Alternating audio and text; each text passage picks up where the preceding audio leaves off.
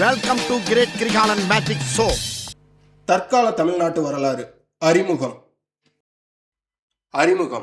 வரலாறுகளின் வரலாறு, இடைப்பட்ட இல்லம், வரலாற்று ஆதாரங்கள், நாயக்க மன்னர்கள், நாயக்கர் மற்றும் சேதுபதி தொடர்பு, நாயக்கர் காலம். இந்த எல்லா டாபிக்குமே டீட்டெயில்டாக டிஸ்கஸ் பண்ணுவோம். எக்ஸலண்ட்டாக இருக்கும். வரலாறுகளின் வரலாறு இந்த சைடு பேராகிராஃபாக கொடுத்துருக்கேன். இதை படிக்கும் போதே உங்களுக்கு தெளிவாக புரிஞ்சிடும். இருந்தாலும் இதை தனியாக பாயிண்ட் பேசிஸில் எடுத்து டயக்ராம் வச்சு டிஸ்கஸ் பண்ணும்போது தெளிவாக புரியும் உங்களுக்கு. அகல் விரிவான சங்க கால தமிழ்நாட்டை சேர, சோழ, பாண்டிய மன்னர்கள் ஆட்சி செய்தனர். அதன் பின் முறையே களபிரர்கள், பல்லவர்கள், பாண்டியர்கள், சோழர்கள், விஜயநகர பேரரசர்கள், நாயக்கர்கள், மராத்தியர், ஐரோப்பியர், ஆங்கிலேயர் ஆகியோர் ஆட்சி செய்துள்ளனர். எனவே தமிழ்நாட்டு வரலாறு என்பது இவர்களின் வரலாறுகளின் வரலாறு ஆகும். இந்தியான்ற ஒரு நாடு இருக்கு. அந்த நாட்டில் தமிழ்நாடு அப்படின்ற ஒரு மாநிலம் இருக்கு. இன்னைக்கு இருக்கக்கூடிய தமிழ்நாடு இதுதான். ஆனால் சங்க காலத்தில் தமிழ்நாட்டுடைய நிலப்பரப்பு என்பது மிக பெரியது. அந்த நிலப்பரப்பை யார் யாரெல்லாம் ஆட்சி செஞ்சாங்கன்றத காலவரிசைப்படி பார்க்க போறோம். சேரர்கள், சோழர்கள், பாண்டியர்கள், சங்க காலத்தில் இருந்த மூவேந்தர்கள், இவர்களை தொடர்ந்து இந்த நிலப்பரப்பை ஆட்சி செய்தவர்களை தான் பார்க்க போறோம். களபிரர்கள், பல்லவர்கள், பாண்டியர்கள், பிற்கால சோழ பேரரசு, விஜயநகர பேரரசர்கள், நாயக்கர்கள், மராத்தியர்கள், ஐரோப்பியர்கள், ஆங்கிலேயர்கள். இமேஜின் பண்ணி பாருங்க, இந்த நிலப்பரப்புல இவ்வளவு பேர் ஆட்சி பண்ணியிருக்காங்க. அப்ப எவ்வளவு பண்பாடுகள் கலந்திருக்கும் இதுக்குள்ள. அத்தனை பண்பாடுகளின் கலவையாக தான் இன்னைக்கு இருக்கக்கூடிய தமிழ்நாடு விளங்குகிறது. இடைப்பட்ட காலம். இந்நூலில் ஆங்கில கிழக்கிந்திய கம்பெனி தமிழ்நாட்டில் காலூன்றியதிலிருந்து இன்று வரையிலான வரலாறு வரையறுக்கப்பட்டுள்ளது.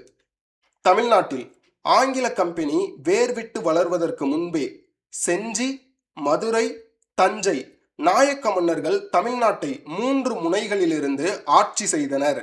இவர்கள் விஜயநகர பேரரசின் ஆளுநர்கள். 1371 ஆண்டில் விஜயநகர பேரரசர் முதலாம் புக்கன் மகன் குமார கம்பனன் மதுரையை வெற்றி கொண்டது முதல் தமிழ்நாட்டில் விஜயநகர பேரரசர் ஆட்சி துவங்கியது எனலாம். விஜயநகர பேரரசின் ஆட்சியை தொடர்ந்து தமிழ்நாட்டை நாயக்க மன்னர்கள் ஆட்சி செய்தனர். அதாவது நாயக்கர் வரலாறு என்பது 16, 17, 18ஆம் நூற்றாண்டின் முதல் 3 பகுதிக்கால வரலாறு ஆகும். சுருங்க கூறின் விஜயநகர பேரரசு, அதை தொடர்ந்த நாயக்கர் ஆட்சி காலம் தமிழ்நாட்டின் இடைக்காலத்தையும் தற்காலத்தையும் இணைக்கும் இடைப்பட்ட இல்லம், ஹாஃப்வே ஹவுஸ் என கூறலாம். நாயக்கர் ஆட்சி காலத்தை பற்றி அறிந்து கொள்ளாமல் தற்கால தமிழ்நாட்டு வரலாற்றை புரிந்து கொள்வது கடினம். இப்போ தென்னிந்தியாவில் இருந்த 2 முக்கியமான அரசுகளை பற்றி நம்ம தெரிஞ்சுக்க போகிறோம். தென்னிந்தியாவில் கிருஷ்ணா அப்படின்ற ஒரு நதி இருந்தது.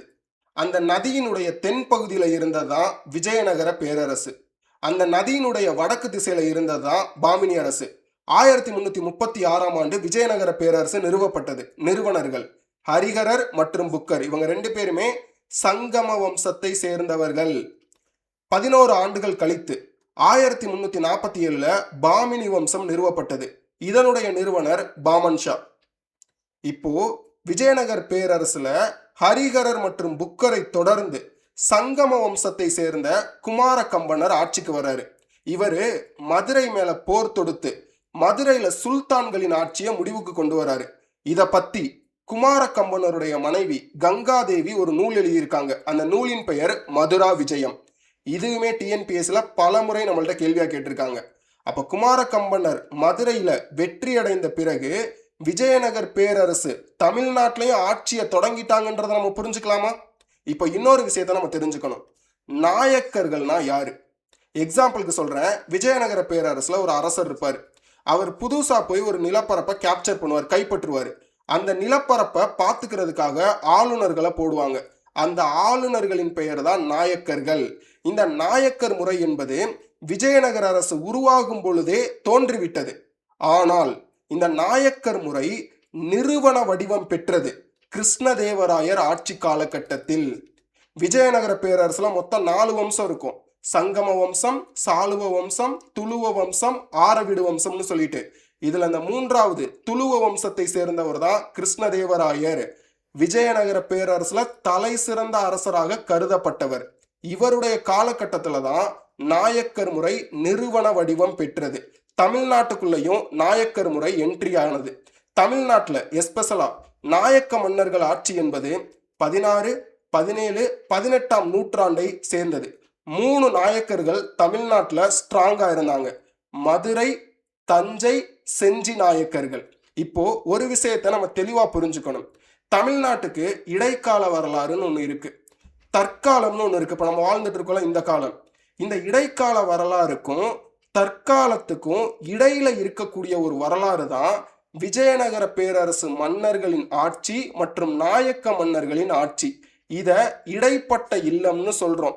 இந்த நாயக்க மன்னர்கள் தமிழ்நாட்டில் எப்படி ஆட்சி பண்ணாங்க, என்ன நடந்ததுன்ட்டு தெரிஞ்சுக்காம தற்கால வரலாறை புரிந்து கொள்வது கடினம். வரலாற்று ஆதாரங்கள் என்னெல்லாம் இருந்துச்சுன்னு பார்த்துருவோமா? தமிழ்நாட்டில் நாயக்கர் ஆட்சி காலத்தை பற்றி அறிந்து கொள்வதற்கான வரலாற்று மூலங்கள் பல வகைப்படும். கல்வெட்டு ஆதாரங்கள், இலக்கிய ஆதாரங்கள், ஜெஸ்யூட் பாதிரியார்களின் கடிதங்கள், ஐரோப்பியர் வர்த்தக கிடங்கு ஆவணங்கள், 2ஆம் நிலை ஆதாரங்கள். இது எல்லாம் தான் நாயக்கர்களின் வரலாறை புரிஞ்சுக்கிறதுக்கு நம்மளுக்கு உதவி பண்ணுது. கல்வெட்டு ஆதாரங்கள் இதெல்லாம் சும்மா மேலோட்டமா கதையா மட்டும் தெரிஞ்சுக்கோங்க, மனப்பாடம்லாம் பண்ண வேண்டாம். சில விஷயங்கள் மட்டும் ஹைலைட் பண்ணியிருக்கேன், அதை மட்டும் நல்லா தெரிஞ்சுக்கோங்க. நாயக்கர் கால வரலாற்றை எழுதுவதற்கு உரிய வரலாற்று மூலங்களில் முதல் முக்கியத்துவம் வாய்ந்தது கல்வெட்டுகள், இன்ஸ்கிரிப்ஷன்ஸ். இவற்றை ராபர்ட் செவல் என்பார் தொல்பொருள்களின் பட்டியல்கள், லிஸ்ட் ஆஃப் ஆன்டிக்விட்டிஸ், தென்னிந்திய கல்வெட்டுகள், திருவாங்கூர், கர்நாடகா, ஆந்திர கல்வெட்டு வரிசைகள் ஆகிய கல்வெட்டு தொகுப்புகளை வெளியிட்டார். இவை வரலாற்று ஆராய்ச்சி மாணவர்களுக்கு கிடைக்கும் அரிய ஆதாரங்களாகும். இவை நாயக்க மன்னர்கள் கோவில்களுக்கும் பிராமணர்களுக்கும் வழங்கிய கொடைகள் பற்றியவை. இவற்றில் அக்கால வரிகள், நீர்ப்பாசனம், உள்ளாட்சி நிறுவனங்கள், பொதுப்பணிகள், அறப்பணிகள் பற்றிய தகவல்கள் உள்ளன. நாயக்க மன்னர்கள் காலத்தில் கட்டப்பட்ட கட்டிடங்களும் அவற்றில் காணப்படும் ஓவியங்களும் அக்கால சமூக, பொருளாதார, கலை, கலாச்சார நிலை பற்றி அறிந்து கொள்ள பயன்படும். இலக்கிய ஆதாரங்கள். இலக்கிய ஆதாரங்கள் ஆண்டு வரிசை பட்டியல்கள், நாட்டு பாடல்கள், நினைவு குறிப்புகள், பாதிரியார் கடிதங்கள், இலக்கிய படைப்புகள் ஆகியவற்றை உள்ளடக்கியவை. வில்லியம் டெய்லரின் வரலாற்று ஆவணங்கள் 1835, கர்னல் மெக்கன்சியின் ஆண்டு வரிசை பட்டியல்கள் மற்றும் நினைவு குறிப்புகள் நாயக்க மன்னர்கள், மக்கள், அவர்களது வாழ்க்கை நிலை, வழக்காறுகள் பற்றி அறிந்து கொள்ள உதவுகின்றன. இது எல்லாமே இலக்கிய ஆதாரங்கள்ல ஒன்று. இப்ப பார்க்கக்கூடிய டேட்டா ரொம்ப ரொம்ப முக்கியமானது. சமஸ்கிருத மொழியில் எழுதப்பட்டுள்ள கங்காதேவியின் மதுரா விஜயம்.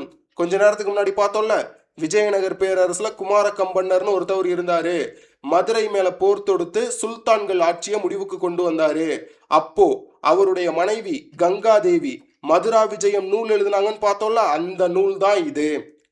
தெலுங்கு மொழியில் உள்ள தஞ்சாவூர் ஆந்திர ராஜுல சரித்ரா, ரகுநாத விஜயம், கந்திரவ நரசராஜ விஜயம், சிக்கதேவ ராஜ வம்சாவளி, சிக்கதேவராய விஜயம் போன்ற நூல்கள் மூலம் நாயக்கர் ஆட்சி காலத்தின் பல்வேறு பரிணாமங்கள் பற்றி அறிந்து கொள்ள முடிகின்றது. இவை அன்றி இலக்கிய படைப்புகளாகிய ருக்மணி பரிணயம், ரத்னாகரம், ராமப்பையன் அம்மானை போன்றவை முக்கிய இலக்கிய ஆதாரங்களாகும். ஜெஸ்யூட் கடிதங்கள். தமிழ்நாட்டுக்கு வந்த ஜெஸ்யூட் சமய பரப்பாளர்கள் ரோமில் இருந்த மேல் அதிகாரிகளுக்கு எழுதிய கடிதங்கள் நாயக்கர் கால தமிழகத்தை பற்றி தெரிந்து கொள்வதற்கான தகவல் சுரங்கங்கள். இவை மறுபியக்கத்தாரின சமய பணிகள், அக்கால மதமாற்றம், மாதா கோவில்கள், அரசியல், சமூக, பொருளாதார நிலை, உள்நாட்டு போர்கள், பஞ்சம், தொற்று நோய்கள், கல்வி நிலை, அடித்தட்டு மக்களின் அவல நிலை, கிறித்தவ சமய பரப்பாளர்கள் எதிர்கொண்ட சவால்கள், சவால்களுக்கிடையே அவர்கள் ஆற்றிய பணிகள் பற்றியெல்லாம் விவரிக்கின்றன. எது? ஜெஸ்யூட் கடிதங்கள். ஐரோப்பியர் வர்த்தக கிடங்கு ஆவணங்கள். தமிழ்நாட்டுக்கு வியாபாரம் செய்ய வந்த போர்ச்சுகீசியர், டச்சுக்காரர், ஆங்கிலேயர், டேனியர், பிரெஞ்சுக்காரர் வர்த்தக கிடங்குகளை கட்டி வாணிபத்தில் ஈடுபட்டனர். அப்போது அவர்கள் தமிழகத்தை ஆட்சி செய்த நாயக்க மன்னர்களுடன் தொடர்பு கொள்ள வேண்டிய அவசியம் ஏற்பட்டதால் அவர்களை பற்றிய குறிப்புகளையும் உள்நாட்டு நிலவரங்கள், பொருளாதார சமூக நிலை பற்றிய தகவல்களையும் பதிவு செய்துள்ளனர். இவை கிடங்கு ஆவணங்கள், ஃபேக்டரி ரெக்கார்ட்ஸ் என்று அழைக்கப்படுகின்றன. இவை அன்றி நூனிஸ், ஜான் ஹோப், டெவினாட், மனுச்சி போன்றோரின் பயண குறிப்புகளும் பயனுடையவை. பாஸ், இந்த இடத்துல ஒரு விஷயத்தை தெளிவாக தெரிஞ்சுக்கோங்க. ஐரோப்பாவில் இருந்து 5 நாடுகள் இந்தியாவுக்குள்ள வணிகம் செய்ய வந்திருப்பாங்க. அதனுடைய கால வரிசை பதிவு ரொம்ப ரொம்ப முக்கியம். ஃபர்ஸ்ட் இந்தியாவுக்குள்ள வந்தவங்க போர்ச்சுகல்காரவங்க, அதை தொடர்ந்து இந்தியாவுக்குள்ள வந்தது டச்சுக்காரர்கள், அதை தொடர்ந்து வந்தது ஆங்கிலேயர்கள், அதை தொடர்ந்து வந்தது டேனியர்கள், கடைசியா இந்தியாவுக்குள்ள வந்தது பிரெஞ்சுக்காரவங்க. இவங்க தமிழ்நாட்டுக்குள்ளேயும் வந்து வணிகம் பண்ணாங்களா? அப்ப நிறைய வணிக கிடங்குகள் கட்டியிருக்காங்க. இதற்கு நாயக்க மன்னர்களோடு உதவி தேவைப்பட்டிருக்கு. அப்ப இவங்க நாயக்க மன்னர்களோடு தொடர்புல இருந்திருக்காங்க. இதை பற்றி ஆங்கிலேயர்கள் அவங்களுடைய குறிப்புல நிறைய எழுதி வச்சிருக்காங்க. அதை கிடங்கு ஆவணங்கள், ஃபேக்டரி ரெக்கார்ட்ஸ் படிக்கிறோம். இது மட்டும் இல்லாம நிறைய வெளிநாட்டுக்காரவங்க இந்தியாவுக்குள்ள பயணிகளா உள்ள வந்திருப்பாங்க. இவங்களுடைய குறிப்புகளும் நம்மளுக்கு உதவுகின்றது. 2ஆம் நிலை ஆதாரங்கள். மேற்கண்டவை மூல ஆதாரங்கள் ஆகும். இவற்றுக்கு துணையாக பல 2ஆம் நிலை ஆதாரங்கள் உள்ளன. எடுத்துக்காட்டாக என் வெங்கடரமணையா, வி ரங்காச்சாரி, ஏ கிருஷ்ணசாமி போன்றோரின் வரலாற்று நூல்கள், சத்யநாத ஐயரின் மதுரை நாயக்கர் வரலாறு 1924. பாஸ், இந்த நூல் மேபி எக்ஸாம்ல கேள்வியா கேட்கலாம், ஞாபகம் வச்சுக்கோங்க. இந்த மதுரை நாயக்கர் வரலாறு ஆழ்ந்த ஆராய்ச்சியின் அடிப்படையில் எழுதப்பட்ட முன்னோடி வரலாற்று படைப்பாகும். நாயக்க மன்னர்கள். தமிழ்நாட்டு நாயக்கர்கள் 15ஆம் நூற்றாண்டின் பிற்பகுதியில் 1465, நல்லா கவனிங்க, 1465ஆம் ஆண்டு தமிழ்நாடு விஜயநகர பேரரசின் ஆட்சியின் கீழ் வந்தது. தமிழக பகுதிகளை ஆட்சி செய்வதற்கு விஜயநகர பேரரசுக்கு நம்பகமான நிர்வாகிகள் தேவைப்பட்டனர். எனவே அரச குடும்பத்தினர் நாயக்கர்களாக நியமிக்கப்பட்டனர். இங்கே ஒரு முக்கியமான அரசரை நம்ம தெரிஞ்சுக்கணும். விஜயநகர பேரரசுல 4 வம்சங்கள் இருந்தது. சங்கம வம்சம், சாளுவ வம்சம், துளுவ வம்சம், ஆரவிடு வம்சம். துளுவ வம்சத்தை சேர்ந்தவர் தான் கிருஷ்ணதேவராயர். இவர் தான் விஜயநகர பேரரசிலேயே தலை சிறந்த அரசராக கருதப்பட்டவர். இவருடைய ஆட்சி காலகட்டத்தில் தான் நாயக்க முறை, நாயக் சிஸ்டம் நிறுவன வடிவம் பெற்றது. இப்போ ஒரு டேட்டா பாருங்க. கிருஷ்ணதேவராயரின் ஆட்சி காலம் 1509 1529 முடிய. இதுவுமே டிஎன்பிஎஸ்சி எக்ஸாம்ல கேள்வியா கேட்டிருக்காங்க. ஸோ நல்லா ஞாபகம் வச்சுக்கோங்க. ஏறத்தாழ 20 ஆண்டுகள் ஆட்சி பண்ணியிருக்காரு. இவருடைய ஆட்சி காலத்தில் விஜயநகர பேரரசில் மொத்தம் 200க்கும் மேற்பட்ட நாயக்கர்கள் இருந்தனர். அவர்களுள் தமிழ்நாட்டு பகுதிகளை நிர்வகித்தவர்கள் முறையே செஞ்சி நாயக்கர்கள் 1526 முதல் 1648 முடிய, மதுரை நாயக்கர்கள் 1529 1736 முடிய, தஞ்சை நாயக்கர்கள் 1532 1675 முடிய. இவங்க 3 பேரு தமிழ்நாட்டில் முக்கியமான நாயக்கர்களா இருந்திருக்காங்க. இப்போ செஞ்சி நாயக்கர்கள் பத்தி தெரிஞ்சுக்கலாம். 1526 1648 முடிய விஜயநகர பேரரசர் கிருஷ்ணதேவராயர் தொண்டை மண்டலத்தில் இராணுவ சிறப்பு மிக்க செஞ்சியை தலைமையாக கொண்டு வையப்ப நாயக்கரை அதன் ஆட்சியாளராக நியமித்த ஆண்டு 1526. இதுவே தமிழ்நாட்டில் நிலைநாட்டப்பட்ட முதல் நாயக்கர் ஆட்சியாகும். அப்போதைய செஞ்சி பகுதியின் ஆட்சி எல்லை வடக்கே பாலாறு முதல் தெற்கே கொள்ளிடம் வரை விரிந்திருந்தது. இப்போ செஞ்சி நாயக்கர்களுடைய காலவரிசை தெரிஞ்சுக்குவோம். வையப்ப நாயக்கருடைய ஆட்சி காலம் 1526 1541 முடிய. கிருஷ்ணப்ப நாயக்கரின் ஆட்சி காலம் 1541 1554 முடிய. சூரப்ப நாயக்கரின் ஆட்சி காலம் 1554 1567 முடிய. முதலாம் கிருஷ்ணப்ப நாயக்கரின் ஆட்சி காலம் 1567 1576 முடிய. இரண்டாம் கிருஷ்ணப்ப நாயக்கரின் ஆட்சி காலம் 1576 1616 முடிய ஆகியோர் முறையே செஞ்சியை ஆட்சி செய்தனர். தோப்பூர் போருக்கு பின் 1616 பின் செஞ்சி நாயக்கர் ஆட்சி வீழ்ச்சி அடைந்தது. அது முகலாயர்கள் பகுதிகளில் ஒன்றாயிற்று. கடைசியா முகலாயர்கள் செஞ்சி நாயக்கர்களை கேப்சர் பண்ணிட்டாங்க. ஆங்கில கிழக்கிந்திய கம்பெனி தமிழ்நாட்டில் நிலை பெறுவதற்கு முன்னரே செஞ்சி நாயக்கர் ஆட்சி முடிவுற்றது. செஞ்சி நாயக்கர்களுடைய மதிப்பீடு. வையப்ப நாயக்கர் செஞ்சி நாயக்கர் ஆட்சியை தொடங்கியவர். கிருஷ்ணப்ப நாயக்கர் கிருஷ்ணகிரி கோட்டையை பலப்படுத்தியதோடு பல கோவில்களை கட்டினார். செஞ்சி நாயக்கர்களுள் சிறந்தவராக கருதப்படுபவர் இரண்டாம் கிருஷ்ணப்ப நாயக்கர். இவருடைய ஆட்சியில நிறைய கிளர்ச்சிகளை அடக்கி ஆட்சியை வலிவுடையதாக்கினார். சிதம்பரம் நடராஜர் ஆலயத்துக்குள் உள்ள கோவிந்தராஜ பெருமாள் கோவிலுக்கு திருப்பணியை செய்தார். பிமந்தா என்ற ஜெஸ்யூட் பாதிரியார் இவரது அரசவைக்கு வந்து நாயக்க மன்னரின் ஆட்சி சிறப்பை புகழ்ந்துள்ளார். பொதுவாக செஞ்சி நாயக்கர் ஆட்சி காலத்தில் கல்வி, கலைகள், இலக்கியம் சிறப்புற்றன. சீனிவாச தீட்சிதரும் அவரது மகன் ராஜ சூடாமணியும் புகழ்பெற்ற சமஸ்கிருத இலக்கிய படைப்பாளிகள். இந்த காலகட்டத்தில் செஞ்சி நாயக்கர் கால கட்டிடக்கலை சிறப்பை செஞ்சியிலும் அதை சுற்றியுள்ள இடங்களிலும் இன்றும் காணலாம். அடுத்தது மதுரை நாயக்கர்கள். இவங்களுடைய ஆட்சி காலம் 1529 1736 முடிய. கிருஷ்ணதேவராயர் கைப்பற்றிய மதுரை பகுதியை நிர்வகிப்பதற்காக விஸ்வநாத நாயக்கரை நியமித்தார் 1529. இந்த ஆண்டு ரொம்ப ரொம்ப முக்கியமானது, ஞாபகம் வச்சுக்கோங்க. செஞ்சியை அடுத்து தோற்றுவிக்கப்பட்ட மதுரை நாயக்கர் ஆட்சி 207 ஆண்டு காலம் நீடித்தது. இந்த ஆட்சி காலவரிசை பதிவை நம்ம தெரிஞ்சுக்கணும். விஸ்வநாத நாயக்கர் 1529 1563 முடிய. முதலாம் கிருஷ்ணப்ப நாயக்கர் 1563 1573 முடிய. வீரப்ப நாயக்கர் 1573 1595 முடிய. இரண்டாம் கிருஷ்ணப்ப நாயக்கர் 1595 1609 முடிய. முதலாம் முத்து வீரப்ப நாயக்கர் 1609 1623 முடிய. திருமலை நாயக்கர் 1623 1659 முடிய. சொக்கநாத நாயக்கர் 1662 1682 முடிய. ரங்ககிருஷ்ண முத்து வீரப்ப நாயக்கர் 1682 1689 முடிய. ராணி மங்கம்மாள் 1689 1704 முடிய. விஜயரங்க சொக்கநாதர் 1704 1731 முடிய. மீனாட்சி 1731 1736 முடிய. இந்த ஆட்சியாளர்கள் எல்லாம் முறையே மதுரையை ஆட்சி செய்தனர்.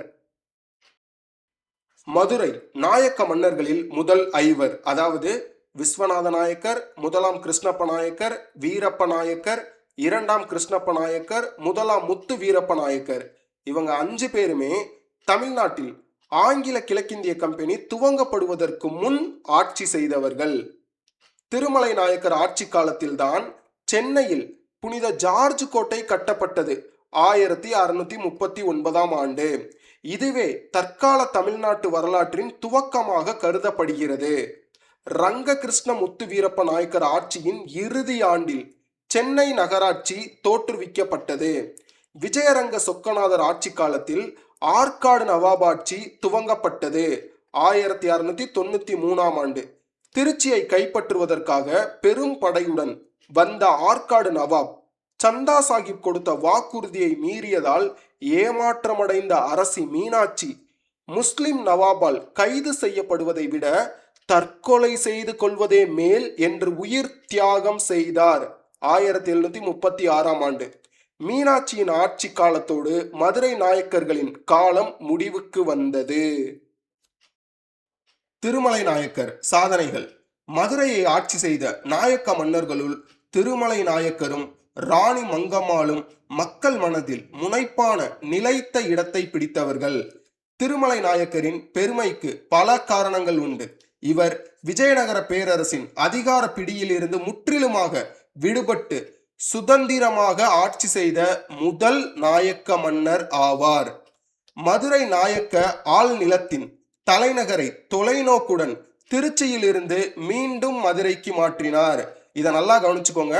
தலைநகர் திருச்சியில இருந்திருக்கு, அதை மீண்டும் மதுரைக்கு மாற்றியவர் திருமலை நாயக்கர்.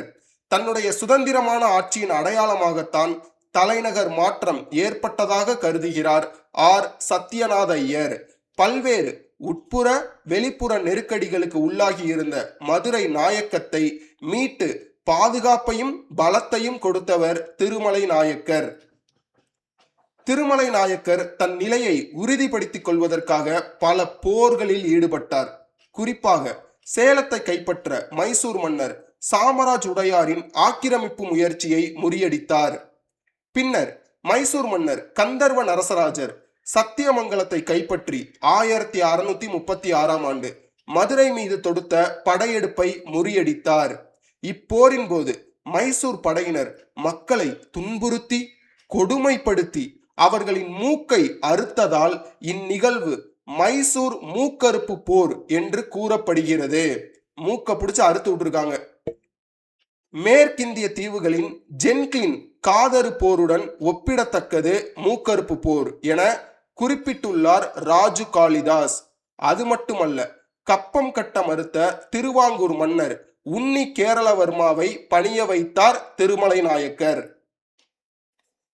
அதே போன்று கப்பம் செலுத்த மறுத்த ராமநாதபுரம் சேதுபதி 2ஆம் சடையக்க தேவரை போர்ச்சுகீசியரின் உதவியோடு தோற்கடித்து தன் வழிக்கு கொண்டு வந்தார். சுதந்திரமாக செயல்பட்ட திருமலை நாயக்கருக்கு தக்க பாடம் புகட்ட வேண்டி விஜயநகர பேரரசர் 3ஆம் ஸ்ரீரங்கன் தொடுத்த படையெடுப்பை கோல்கொண்டா சுல்தானின் துணை கொண்டு முறியடித்தார். அதே போன்று இவர் கள்ளர் படையின் ஆதரவுடன் செஞ்சியை பீஜப்பூர் சுல்தானின் படையெடுப்பினின்றும் விடுவித்தார். சுருங்கக்கூறின் புற படையெடுப்புகளில் இருந்து தமிழ்நாட்டை பாதுகாத்த பெருமை திருமலை நாயக்கரை சேரும். மதுரையை தலைநகராக்கிய பின் பல கோட்டைகளை கட்டி இராணுவத்தை பலப்படுத்தி மதுரை நாயக்கத்தை பாதுகாத்தார். திருமலை நாயக்கர் கல்வியையும் கலையையும் இரு கண்களாக கருதினார். திருமலை நாயக்கர் மகால் இவரது காலத்தில் தான் கட்டப்பட்டது. இங்க இமேஜ்ல இருக்கு பாருங்க, திருமலை நாயக்கர் மகால். மதுரை மீனாட்சி அம்மன் கோவிலில் பல திருப்பணிகள் மேற்கொள்ளப்பட்டன. இவரது கட்டிடக்கலை சிறப்பு இன்று வரை நிலைத்து நிற்கிறது. திருமலை நாயக்கர் பிரான்சின் 14ஆம் லூயியை போன்று மாபெரும் மாமன்னர்களுள் ஒருவராக கருதப்படத்தக்கவர் என்று புகழாரம் சூட்டியுள்ளார் ஆர் சத்யநாத ஐயர். ராணி மங்கம்மாள் ஆட்சி காலம் 1689 முதல் 1704 முடிய. பகர ஆள் பொறுப்பு. மன்னர் திருமலை நாயக்கரை போன்றே ராணி மங்கம்மாளும் மதுரை பன்முனை நெருக்கடிக்கு உட்பட்டிருந்த காலகட்டத்தில் பதவி பொறுப்பேற்றார். சொக்கநாத நாயக்கரின் விதவை மனைவியான மங்கம்மாள் அவரது மகன் வழி பேரன் குழந்தை விஜயரங்க சொக்கநாதன் சார்பாக பகர ஆட்சியாளராக பணியாற்றினார். ஆண்டு 1689. திறமை மிக்க தளவாய் நரசப்பையாவின் தோன்றா துணையுடன் ராணி மங்கம்மாள் 15 ஆண்டு காலம் மதுரையை ஆண்டார். ராணி மங்கம்மாளின் சாதனைகள். மங்கம்மாள் ஆட்சி பொறுப்பேற்ற போது தக்காணம் முகலாய பேரரசர் அவுரங்கசீப்பின் ஆளுகையின் கீழ் இருந்தது. இதற்கு அர்த்தம், மதுரையில ராணி மங்கம்மாள் ஆட்சி பொறுப்பேற்ற போது வட இந்தியாவில் முகலாயர்கள் ஆட்சி பண்ணிக்கிட்டு இருக்காங்க. முகலாய அரசரான அவுரங்கசீப்பின் ஆட்சி காலம் 1658 1707 முடிய. அவுரங்கசீப் ஆட்சியின் போது தக்காணம் அவருடைய கட்டுப்பாட்டுக்கு கீழ் இருந்தது. தக்காணத்துல முகலாய மன்னரின் தளபதி சுல்பிகர் கான் ஒருத்தவர் இருந்தாரு. இவர் கூட ராணி மங்கம்மாள் ராஜதந்திர மேலாண்மையின் மூலம் சமரசம் செய்து கொண்டு நிறைய பரிசு பொருட்களை கொடுத்து இழந்த பகுதிகளை மீட்டு கொண்டார். ஆண்டு 1697.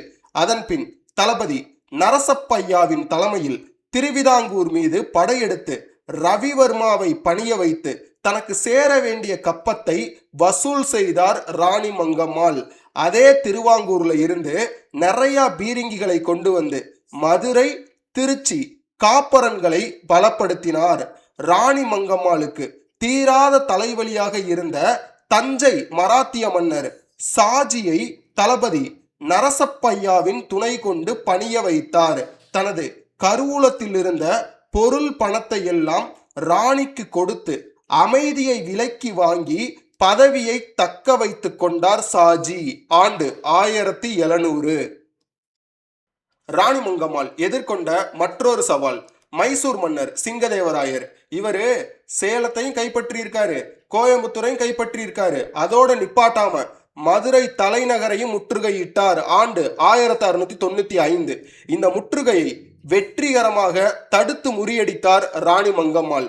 ராணி மங்கம்மாள் இறுதியாக சந்தித்த சவால் ராமநாதபுர ரகுநாதன் என்ற கிழவன் சேதுபதியின் சுதந்திர பிரகடனமாகும். அதாவது ராமநாதபுர அரசர், நான் இனிமேல் இண்டிபெண்டா தான் இருக்க போறேன், சுதந்திரமா இருக்க போறேன், யாருக்கும் கட்டுப்பட்டு நான் இருக்க மாட்டேன்ட்டு சொன்ன விஷயம் ராணி மங்கம்மாளுக்கு மிகப்பெரிய சவாலாக இருந்தது. அதனால் 1702 ஆண்டு தளபதி நரசப்பாயாவின் தலைமையில் படையை அனுப்பி சேதுபதியை பணிய வைக்க ராணி மங்கம்மாள் மேற்கொண்ட முயற்சி வெற்றி பெறவில்லை. தளவாய் போர்க்களத்தில் வீர மரணம் அடைந்தார். அப்போ ராணி மங்கம்மாளுக்கு மிகவும் உறுதுணையாக இருந்த Narasappaiah, right hand left hand எல்லா விதத்திலும் இருந்த ஒரு ஆள் இங்கே இறந்து போயிடுறாரு. இத்தோல்வி ராணி மங்கம்மாளுக்கு பெரும் பின்னடைவை ஏற்படுத்தியது. ராணி மங்கம்மாளின் சிறப்புமிகு பங்களிப்புகள் பல. அரசியல் சதுரங்க விளையாட்டில் காய்களை திறமையாக நகர்த்தி பணிய வேண்டிய நேரத்தில் பணிந்து நிமிர்ந்து நிற்க வேண்டிய சமயத்தில் நிமிர்ந்து நின்று வெற்றி பெற்றார். புயலுக்கு எதிரே திறமையாக வளைந்து கொடுத்து தன் நாடாகிய கப்பல் காயப்படாமல் காப்பாற்றியவர் என்று வர்ணிக்கிறார் ஆர். சத்யநாத ஐயர். நெருக்கடியான நேரத்தில் பதவி பொறுப்பேற்ற இவர் வீரத்திலும் விவேகத்தாலும் நாயக்கர் ஆட்சியை காப்பாற்றியதோடு மட்டுமின்றி அது நிலை பெறுவதற்கும் பெரிதும் காரணமாக இருந்தார். இவரது ஆட்சி முறையும் நிர்வாக திறமையும் மக்கள் நல நாட்டமும் இவருக்கு பின் வந்தோருக்கு முன்மாதிரிகளாய் திகழ்ந்தன. அறப்பணிகளின் மறுபெயர்தான் ராணி மங்கம்மாள் என கூறின் மிகையாகாது. இவர் காலத்தில் கட்டப்பட்ட மங்கம்மாள் சாலை, வழிப்போக்கர் விடுதிகள், மதுரை தமுக்கம் என்ற கோடை அரண்மனை, நீர்ப்பாசன கால்வாய்கள், மங்கம்மாள் சரித்திரம் போன்றவை வரலாற்று முக்கியத்துவம் பெற்றவை. ராணி மங்கம்மாள் திருவிழாக்களின் திருமகள். இன்றைக்கும் ஒவ்வொரு ஆண்டும் ஆனி மாதத்தில் மதுரை மீனாட்சி அம்மன் கோவிலில் வெகு விமர்சையாக கொண்டாடப்படும் ஊஞ்சல் திருவிழா இவரது ஆட்சி காலகட்டத்தில் துவங்கப்பட்டதேயாகும். யாவருக்கும் மேலாக இவர் ஒரு இந்துவாக இருந்த போதிலும் மதமாச்சரியங்கள் எதுவுமின்றி பரந்த மனதுடன் சமய பொறையுடையவராக இருந்து பிற மதங்களையும் மதித்து சமய நல்லிணக்கத்துக்கு வழிவகுத்தார். மற்றும் சில பங்களிப்புகள். இவரது ஆட்சி காலத்தில் கிறிஸ்தவ சமய பரப்பாளர்கள், குறிப்பாக ஜான் டி பிரிட்டோ பிரச்சார பணியை தடையின்றி மேற்கொண்டார். திருச்சியில் இருந்த தர்காவுக்கு கிராம கொடைகள் வழங்கப்பட்டன. மதுரை மீனாட்சி அம்மன் கோவிலுக்கு நகைகளும் பல்லக்குகளும் பிற பொருட்களும் கொடுக்கப்பட்டன. சுருங்கக்கூறின் ராணி மங்கம்மாள் ஆட்சி காலத்தில் அனைத்து மதங்களும் மத வழிபாட்டு தலங்களும் ஆலயங்களும் சமமாக கருதி ஊக்குவிக்கப்பட்டன.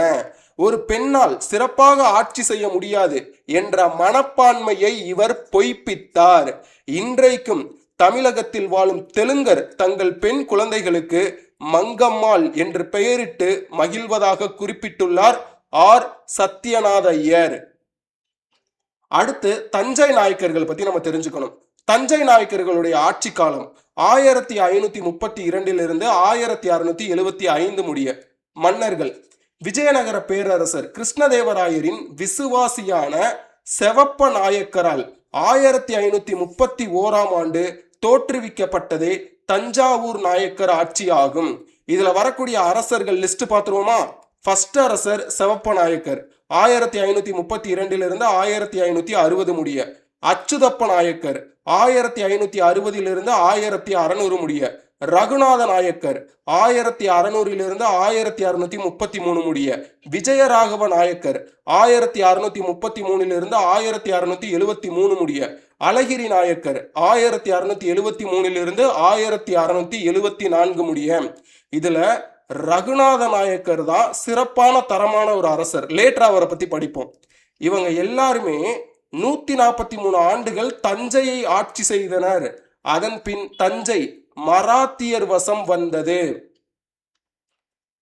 சாதனை நாயக்கர் 17ஆம் நூற்றாண்டின் துவக்கத்தில் ஆட்சி புரிந்த ரகுநாத நாயக்கர் தஞ்சை நாயக்கர்களுள் தலை சிறந்த தனித்திறன் கொண்ட சாதனை நாயக்க மன்னராக கருதப்படுகிறார். இவர் ஒரு மாவீரர். கோல்கொண்டா நவாப் குதுப்ஷா, இங்க கவனிங்க, பாமினி அரசுல 5 குடும்பங்கள் இருக்கு. அதுல ஒரு குடும்பம் தான் கோல்கொண்டா குடும்பம். அதை ஆட்சி செய்யும் நபர் குதுப்ஷா. கோல்கொண்டா நவாப் குதுப்ஷா பெனுகொண்டாவின் மீது படையெடுத்த போது, பெனுகொண்டான்றது விஜயநகர பேரரசுல இருக்கக்கூடிய ஒரு இடம். அப்ப விஜயநகர அரசராக இருந்தது முதலாம் வேங்கடன். ரகுநாதர் விஜயநகர பேரரசர் முதலாம் வேங்கடனுக்கு துணை நின்று பகைவரை பின்வாங்க செய்து பேரரசை காப்பாற்றுவதற்கு பெரிதும் காரணமாக இருந்தார். ஆண்டு 1590. இதை திருப்பி ஒரு தடவை பார்ப்போம், தெளிவா புரியும் உங்களுக்கு. கோல்கொண்டா அரசர் குதுப்ஷா இவரு விஜயநகர அரசு மேல போர் தொடுக்கிறாரு. பெனுகொண்டான்ற இடத்துல விஜயநகரத்துல அரசராக இருக்கிறது முதலாம் வேங்கடன். இவருக்கு தஞ்சையை சேர்ந்த ரகுநாத நாயக்கர் உதவி பண்றாரு. வாங்க நம்ம 2 பேரும் சேர்ந்து குதுப்ஷாவை பின்வாங்க வைப்போம்னு சொல்லிட்டு இதுல வெற்றியும் அடைகிறாங்க. இது நடந்த ஆண்டு 1590.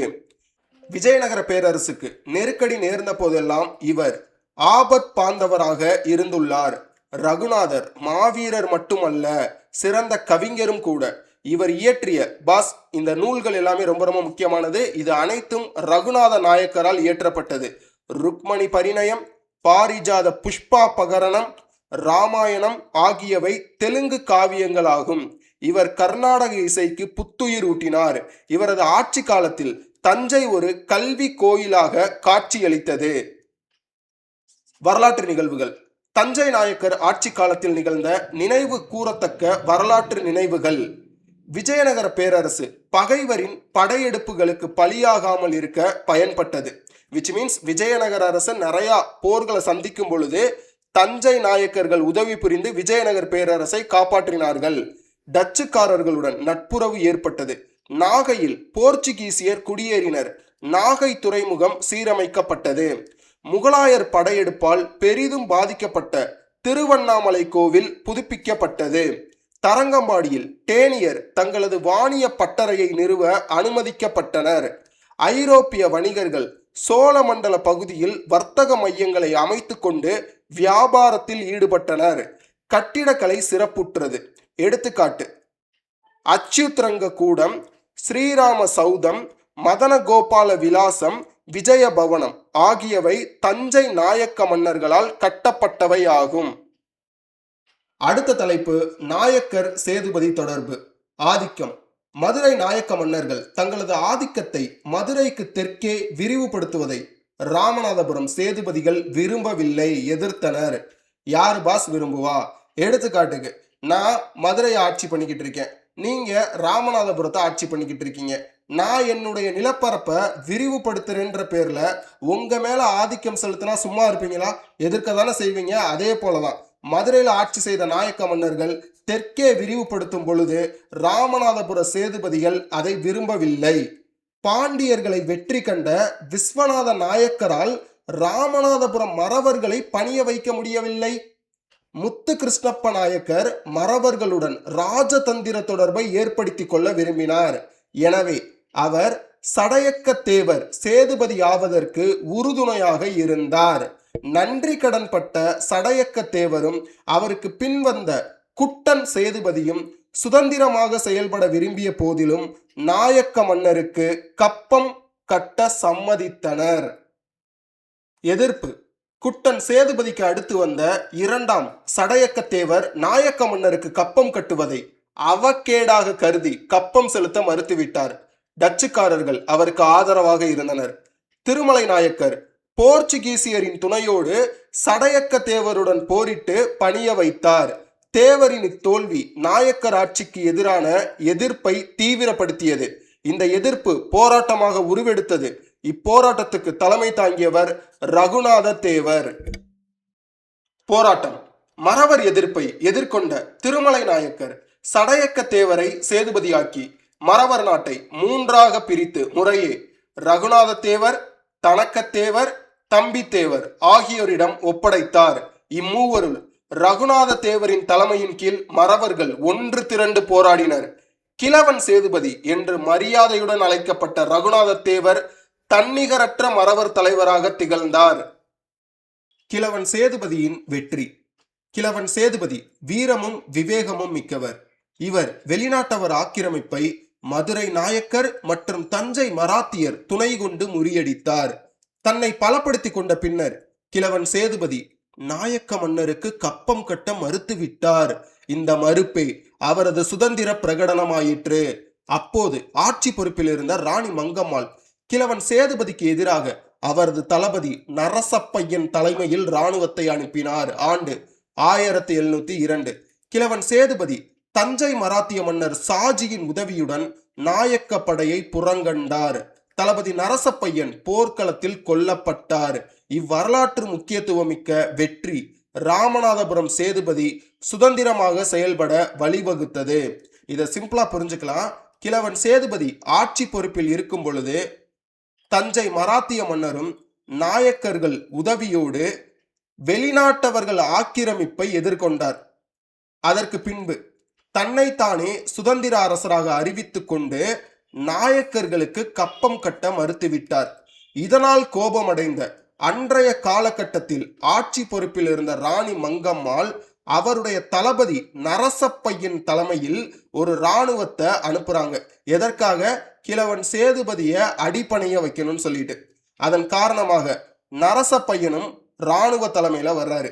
இப்ப கிழவன் சேதுபதி தஞ்சை மராத்திய மன்னர் சாஜி உதவியுடன் இந்த போரை எதிர்கொண்டார். இதில் நரசப்பையன் கொல்லப்பட்டார். இது கிழவன் சேதுபதி சுதந்திரமாக செயல்பட வழிவகுத்தது. அடுத்த தலைப்பு நாயக்கர் காலம். திருப்புமுனை.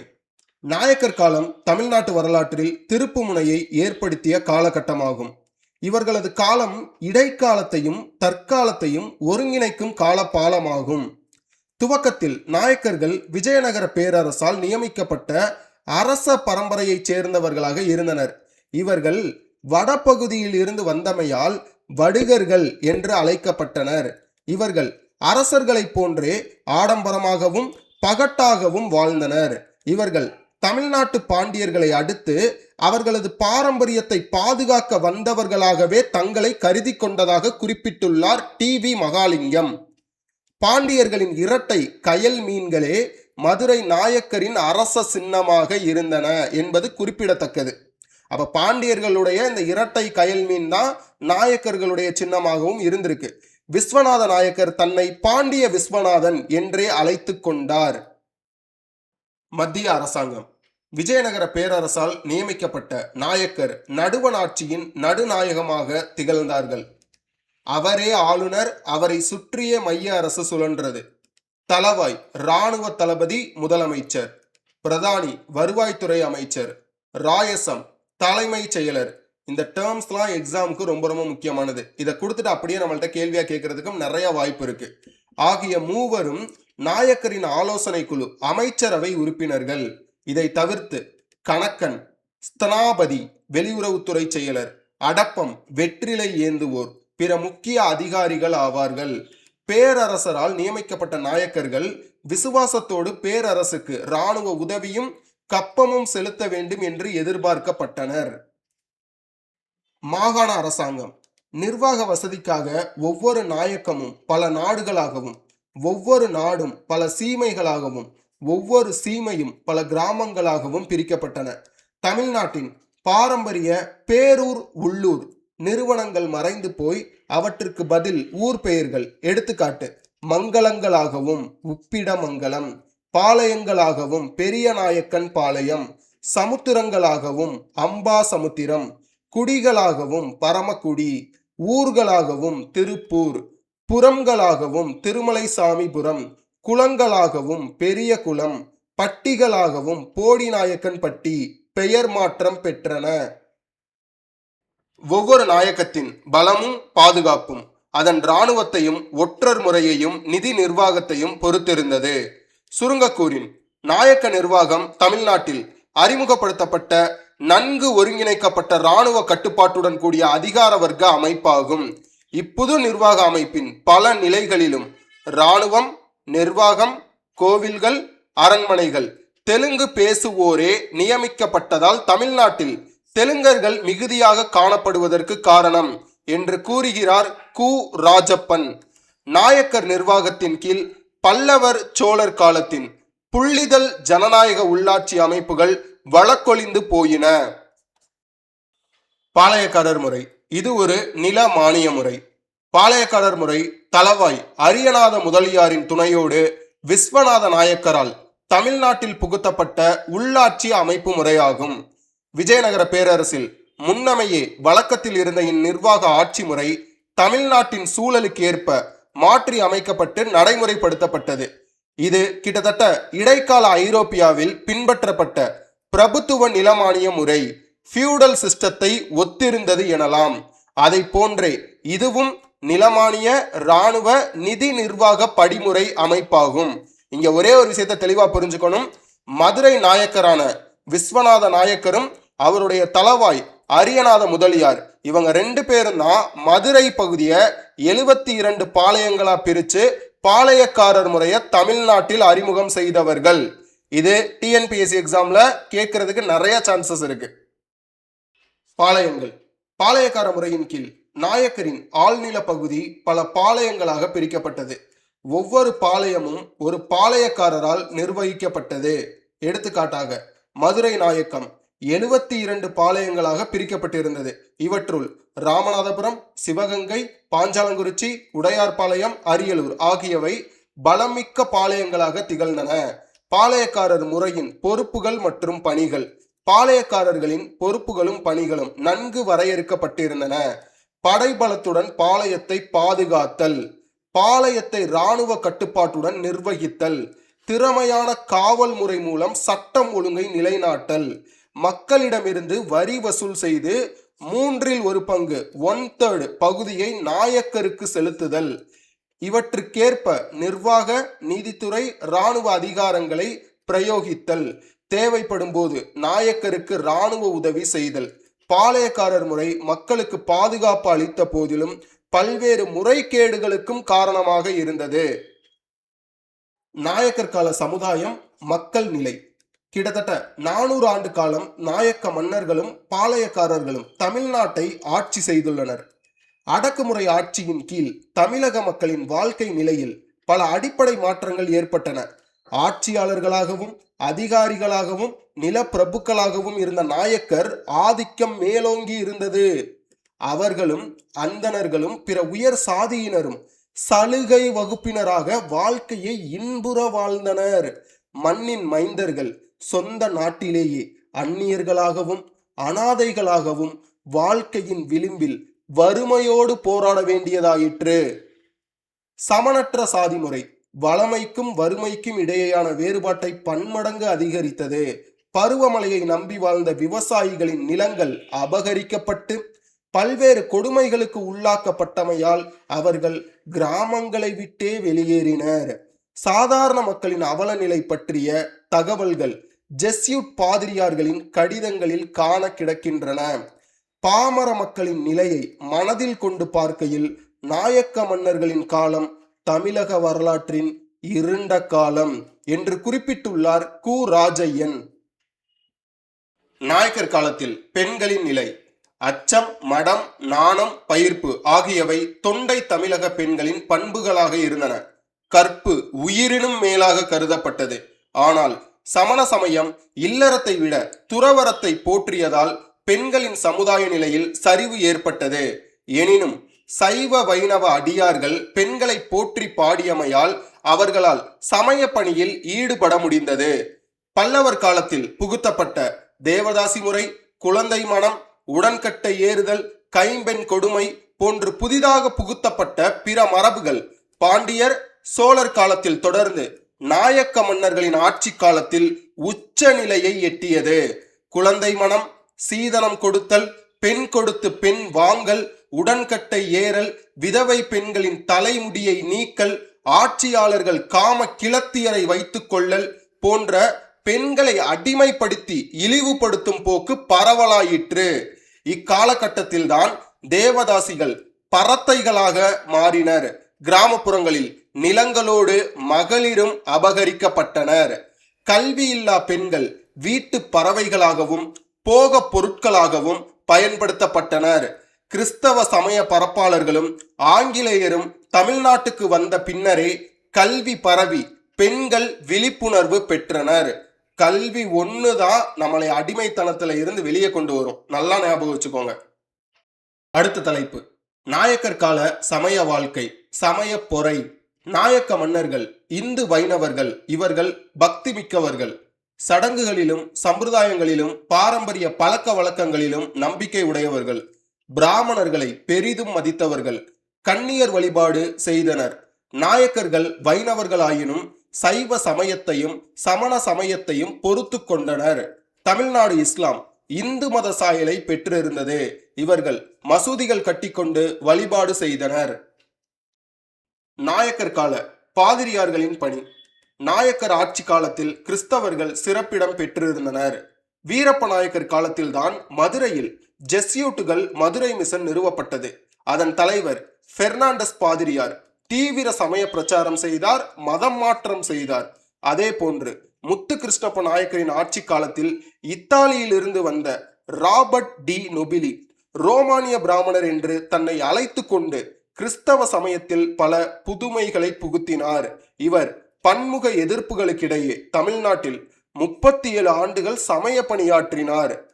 கிழவன் சேதுபதி ஆட்சி காலத்தில் ஜான் பிரிட்டோ பாதிரியார் கொல்லப்பட்டார். எனினும் நாயக்கர்கள் அளித்த ஆதரவால் தமிழ்நாட்டில் டேனியர் லூதரன் மிஷனை தோற்றுவித்தனர்.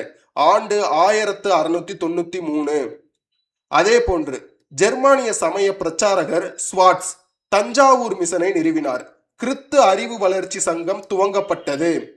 தமிழகத்தில் கிறிஸ்தவர் நடவடிக்கைகளின் பொற்காலம் நாயக்கர் காலமாகும் என குறிப்பிடுகிறார் ராஜு காளிதாஸ். அடுத்த தலைப்பு, நாயக்கர் கால பொருளாதார நிலை, உள்நாட்டு மற்றும் வெளிநாட்டு வாணிபம். நாயக்கர் ஆட்சி காலத்தில் உள்நாட்டு வர்த்தகம் பெரும்பாலும் செட்டியார்களாலும் வெளிநாட்டு வாணிபம் போர்ச்சுகீசிய டச்சு வியாபாரிகளினாலும் மேற்கொள்ளப்பட்டன. இவர்கள் முக்கியமாக வாசனை திரவிய பொருட்கள் மற்றும் தோல் வியாபாரத்தில் ஆர்வம் கொண்டிருந்தனர். தஞ்சையிலிருந்து அரிசியும் மதுரையிலிருந்து வண்ண ஆடைகளும் கொள்முதல் செய்யப்பட்டு ஏற்றுமதி செய்யப்பட்டன. சோழ மண்டலம் மலிவான ஆனால் தரமான வண்ண துணிக்கு புகழ் பெற்றிருந்தது. ஐரோப்பிய நாடுகளுடன் வர்த்தக போட்டியில் தீவிரமாக ஈடுபட்ட ஆங்கில கிழக்கிந்திய கம்பெனி தஞ்சை கடற்கரை பகுதிக்கு வாசனை திரவிய பொருட்களை எதிர்பார்த்து வந்தனர். தஞ்சை நாயக்க மன்னர்களை தொடர்பு கொண்டனர். ஆனால் அம்மன்னர்கள் எதிர்பார்த்த பரிசு பொருட்களை கொடுக்க விரும்பாத ஆங்கிலேயர் மலபார் கடற்கரை பகுதி நோக்கி நகர்ந்து விட்டனர். வரவும் செலவும். பாளையங்களில் மானியக்காரர்கள் அல்லது அம்பலக்காரர்கள் உழவர்களிடமிருந்து வரி வசூல் செய்தனர். பாளையக்காரர்கள் குத்தகைக்காரர்களிடமிருந்து விளைச்சலில் 1/3 பங்கை பெற்றுக்கொண்டு அதில் 1/3 பங்கை நாயக்கருக்கு அனுப்பினர். நிலவரி தவிர இறக்குமதி ஏற்றுமதி வரிகளும் பல்வேறு தொழில் வரிகளும் வசூலிக்கப்பட்டன. முத்து குளித்தலும் முத்துக்களை ஐரோப்பிய நாடுகளுக்கு ஏற்றுமதி செய்தமையாலும் நாயக்க மன்னருக்கு நல்ல வருவாய் கிடைத்தது. இவ்வருவாயிலிருந்து நாயக்கர் அவரது அரண்மனை, அரச குடும்பம், அமைச்சரவை, பொதுப்பணிகள், அரசியல்கள் ஆகியவற்றுக்கான செலவினங்கள் மேற்கொள்ளப்பட்டன. நாயக்கர் கால கல்வி, இலக்கியம், கலை, பண்பாடு. கல்வி நிலை. நாயக்க மன்னர்கள் சமஸ்கிருதத்துக்கும் தெலுங்குக்கும் முன்னுரிமை கொடுத்தனர்.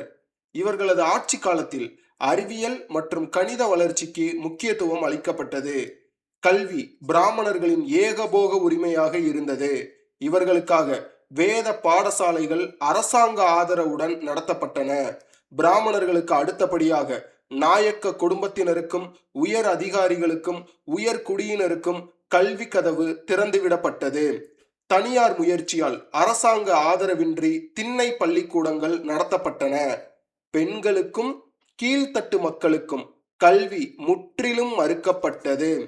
இச்சூழ்நிலையை நன்கு பயன்படுத்தி கொண்ட கிறிஸ்தவ சமய பரப்பாளர்கள் மக்களுக்கு, குறிப்பாக பிற்படுத்தப்பட்ட புறக்கணிக்கப்பட்ட பிற்பட்ட வகுப்பாருக்கு தரமான பொதுக்கல்வியை இலவசமாக அளித்து மக்களின் நல்லாதரவை பெற்றனர்.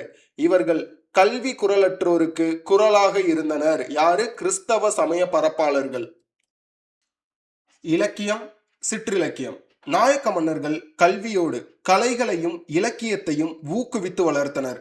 இவர்களது ஆட்சி காலத்தில் பிரபந்தம் பிரபலமடைந்தது. பிரபந்தம் என்றால் நன்றாக கட்டுதல் என்று பொருள். உதாரணமாக 4000 திவ்ய பிரபந்தம். பிரபந்தம் என்ற சமஸ்கிருத சொல் தமிழில் சிற்றிலக்கியங்கள் என்று கூறப்படுகிறது. பிரபந்தங்கள் 96 வகை. அதற்கேற்ப தமிழிலும் சிற்றிலக்கியங்கள் 96. சிற்றிலக்கியங்கள் மிகுதியான கற்பனை வளமிக்கவை. இவை பொதுவாக இறைவன், அரசன், வள்ளல், ஆசான் ஆகியோரின் சிறப்பை கூறுவனவாக உள்ளன.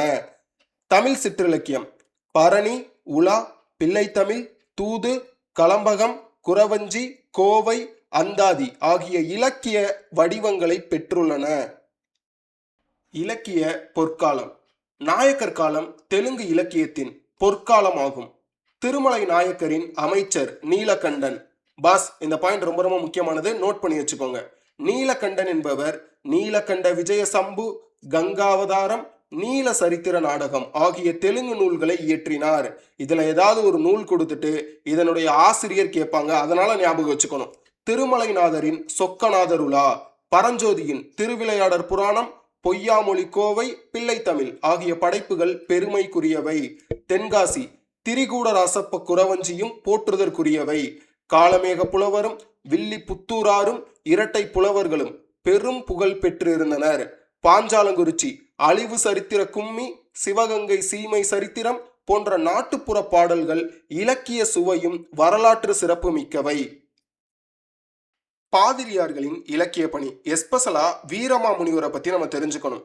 பெஸ்கி பாதிரியார் என்று அழைக்கப்பட்ட வீரமாமுனிவரின் தமிழ் இலக்கிய பணி பெருமைக்கும் பாராட்டுக்கும் உரியது. வீரமாமுனிவர் திருக்குறளின் அறத்துப்பாலையும் பொருட்பாலையும் லத்தீனில் மொழிபெயர்த்து திருக்குறளின் பெருமையை உலகறிய செய்தார். அது மட்டுமல்ல, இவர்தான் முதல் தமிழ் அகராதியை தொகுத்து வழங்கியவர். தமிழ் லத்தீன் பேச்சு மொழி அகராதியும் இவரால் தொகுக்கப்பட்டதுதான். ஆண்டு 1744.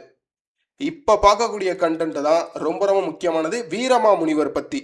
வீரமாமுனிவரின் பேதக மறுத்தல், வேத விளக்கம், வேதியர் ஒழுக்கம், லுத்தேர் இனத்தியல்பு, பரமார்த்த குரு கதை ஆகியவை இவரது சிறந்த உரைநடை, சிறுகதை, இலக்கிய படைப்புகளாகும்.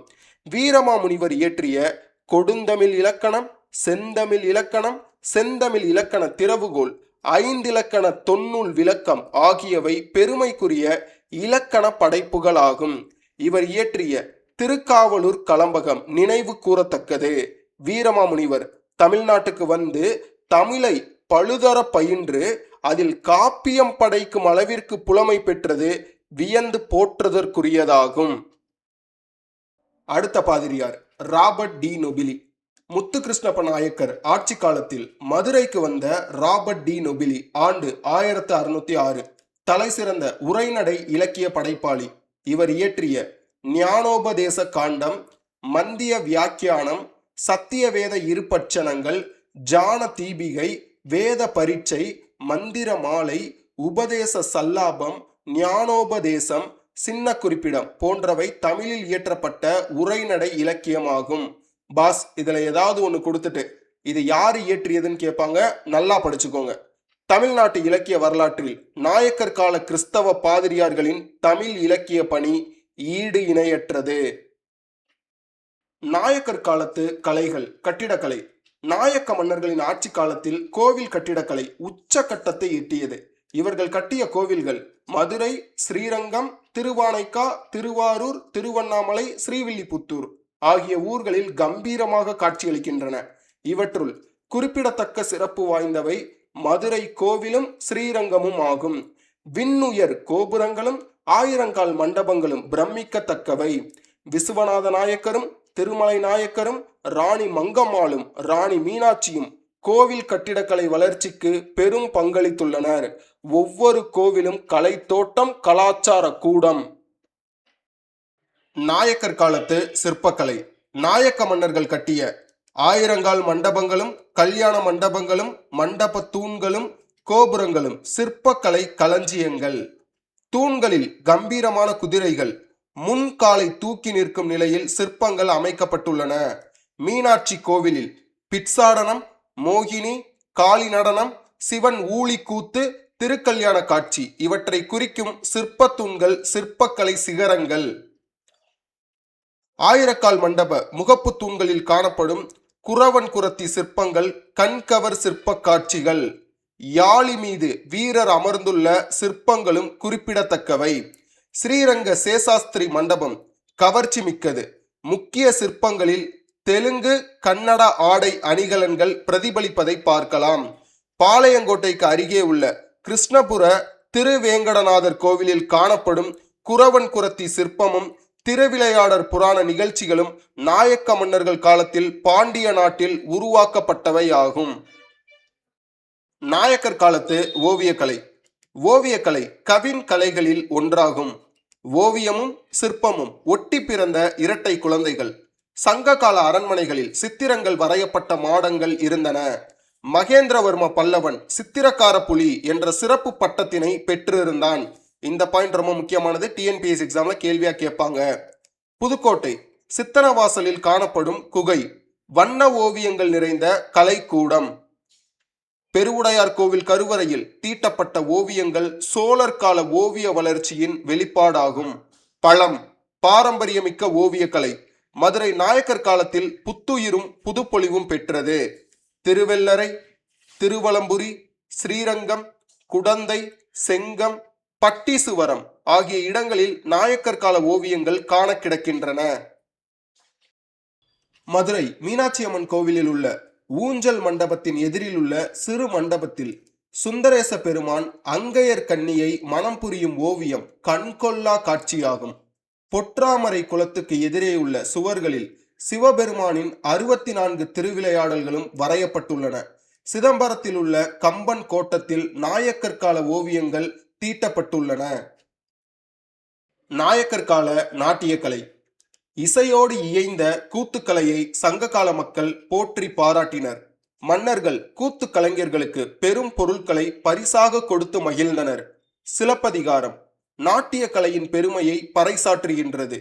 மாதவி ஆடிய 11 வகை ஆடல்கள் குறிப்பிடப்பட்டுள்ளது.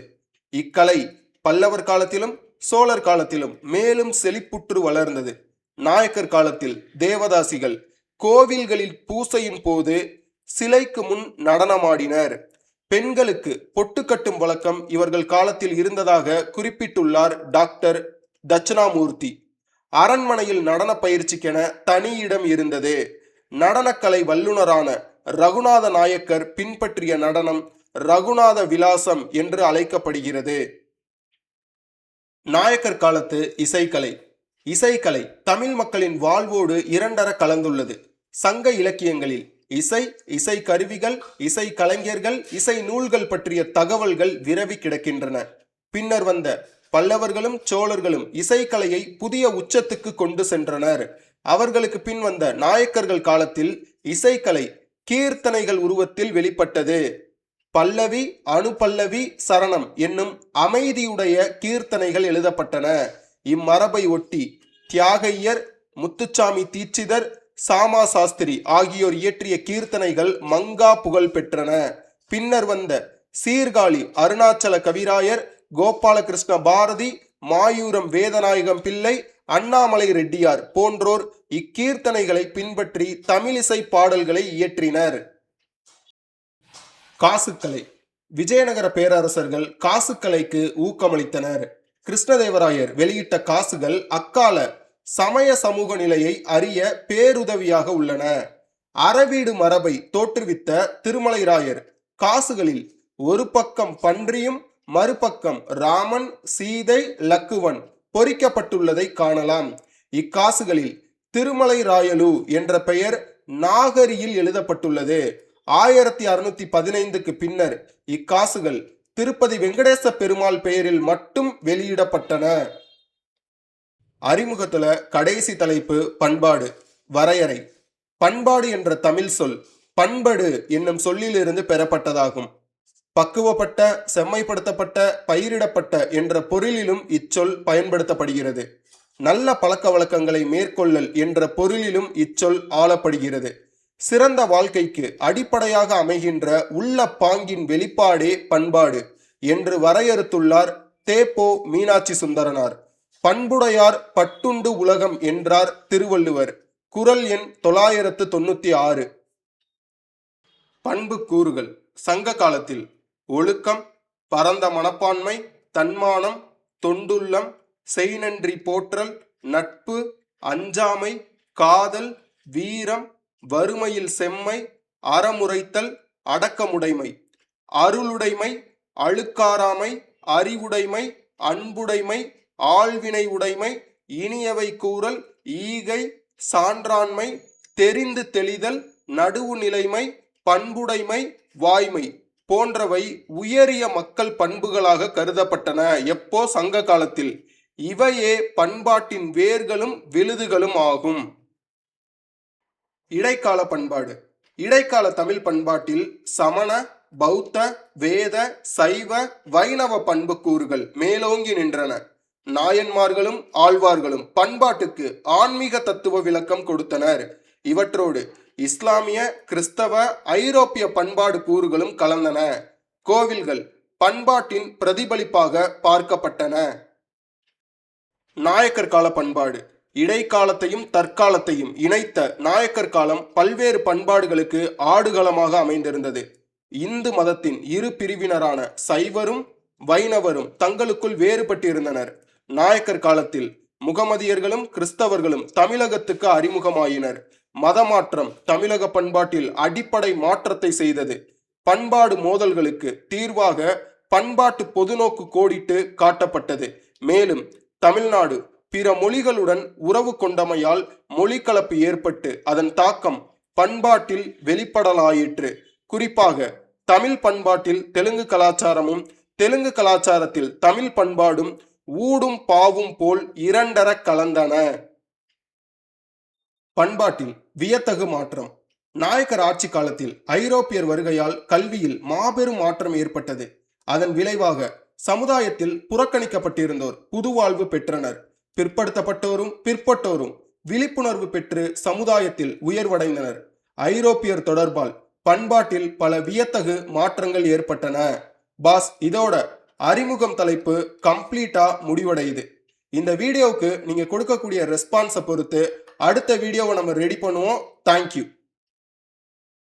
பாஸ் இருங்க, எங்க போறீங்க? இந்த வீடியோ பிடிச்சிருந்துச்சுன்னா நிக்டோ ஐஏஎஸோட யூடியூப் சேனலை சப்ஸ்கிரைப் பண்ணுங்க. நிக்டோ ஐஏஎஸ் உடைய இன்ஸ்டாகிராமை ஃபாலோ பண்ணுங்க. ஃபேஸ்புக்லையும் ஃபாலோ பண்ணுங்க. டெலகிராம் சேனல்ல ப்ரீவியஸ் இயர் கொஸ்டின்லாம் குவிஸா போஸ்ட் பண்ணிக்கிட்டு இருக்கோம். சேனல்ல ஜாயின் பண்ணிக்கோங்க, ரொம்பவே யூஸ்ஃபுல்லா இருக்கும். வாட்ஸ்அப் சேனல்லையும் இப்போ நம்ம அவைலபிளா இருக்கோம், அதுலையும் ஜாயின் பண்ணிக்கோங்க. மறக்காம இந்த வீடியோவுக்கு ஒரு லைக்கை தட்டி விடுங்க. உங்க ஃப்ரெண்ட்ஸ் கூட மறக்காம இந்த வீடியோவை ஷேர் பண்ணி விடுங்க. இந்த வீடியோ பிடிச்சிருந்துச்சுன்னா உங்களுடைய தாட்ஸை கமெண்ட்ல சொல்லிட்டு போங்க. தேங்க்யூ.